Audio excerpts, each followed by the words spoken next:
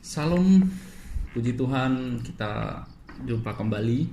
Banyak orang Kristen itu beranggapan ketika melihat Yesus, gambaran di pikirannya itu adalah Allah berubah menjadi manusia. Anggapan seperti itu adalah salah di dalam teologi Kristen. Ketika firman Allah menjadi manusia, sifat dari firman Allah tetap kekal dan tidak berubah menjadi manusia.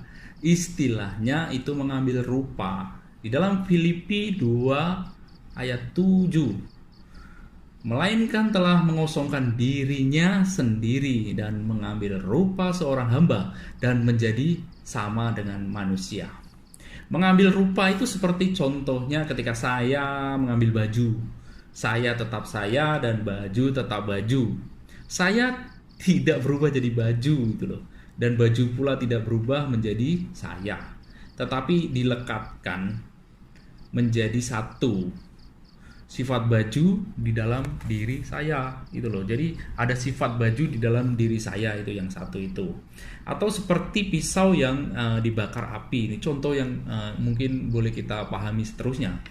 Adalah seperti pisau yang dibakar dengan api. Pisau tetap pisau, tidak berubah menjadi api. Demikian juga api juga tidak berubah menjadi pisau. Tapi sifat api melekat dalam pisau itu yang merah menyala.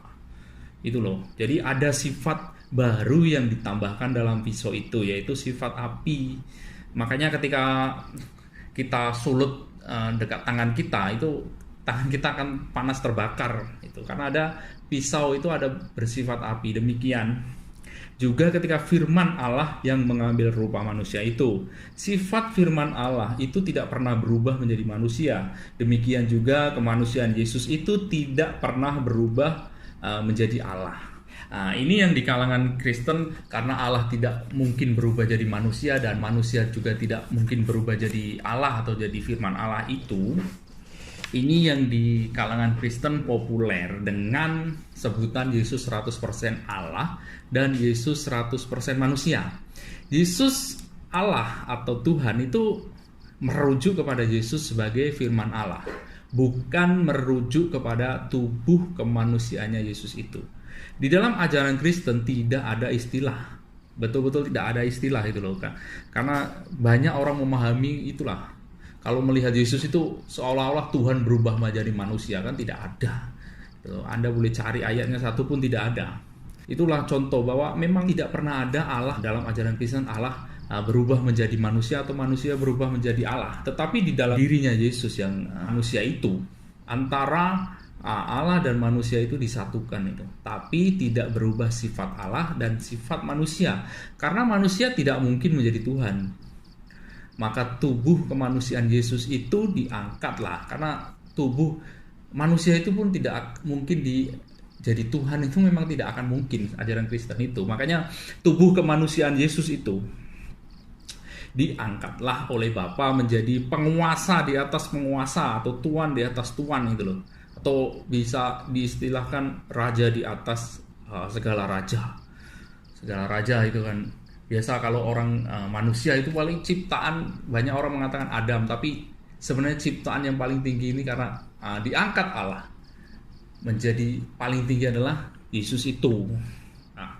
Yaitu yang diangkat itu adalah tubuh kemanusiaan Yesus itu, bukan dia sebagai firman Allah itu. Kalau dia sebagai firman Allah itu tetap kekal ya Allah itu, karena tidak akan berubah Allah itu. Di dalam Kisah Para Rasul 2 ayat 36. Jadi seluruh ini pengangkatan Yesus. Jadi seluruh kaum Israel harus tahu dengan pasti bahwa Allah telah membuat Yesus yang kamu salibkan menjadi Tuhan dan Kristus. Sebenarnya ini kalimat Tuhan di sini itu bukan Tuhan dalam arti ilahi, tapi Tuhan dalam artinya itulah raja segala raja, Tuhan segala Tuhan. Itu yang dimaksud, itu adalah merujuk kepada kemanusiaan Yesus, bukan kepada Yesus yang sebagai firman Allah. Kalau dia sebagai firman Allah, ya dia tetap ilahi.